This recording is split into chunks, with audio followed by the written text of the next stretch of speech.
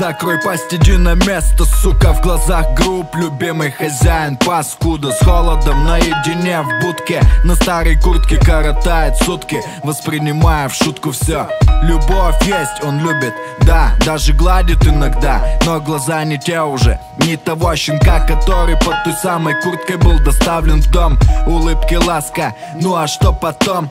Улица, незнакомые лица, начинал скалиться. Гнали, кем вы стали все, еда не нравится, но приходится и так уж водится, что плевать на тех, кто другом по сути приходится. Крик души слышен скулом и боем в будке. Я дышу, я поборюсь, но мысли в промежутке о том, как хорошо быть котом, который спокойно заходит в тот дом. Так вот, я о чем?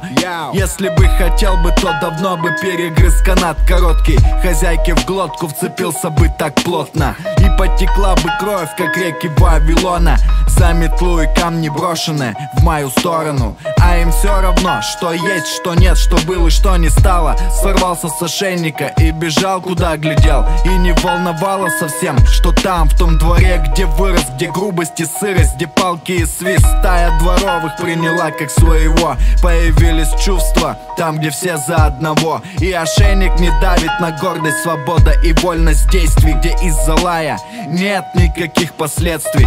Пробегая однажды рядом с домом родным, увидел, как хозяин курил. Он был совсем седым, увидевший друга, встал на колени и молил, чтобы подошел Мухтар, но Мухтар не подходил. Стая ушла, а он так и на коленях ждал. Где же ты был раньше, когда я в будке тосковал? Умерла хозяйка после пьянки соседской, дочь забыла отца после этих бедствий. Спился совсем, это бездна из стен.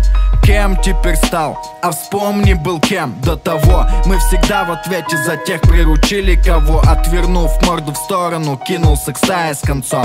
И у пса есть чувство, помни, ничего не чувствуют лишь камни. Дома закрыли ставни и, роняя слезы среди всех могил, нашел хозяина, которого так полюбил, но вернуть нельзя его.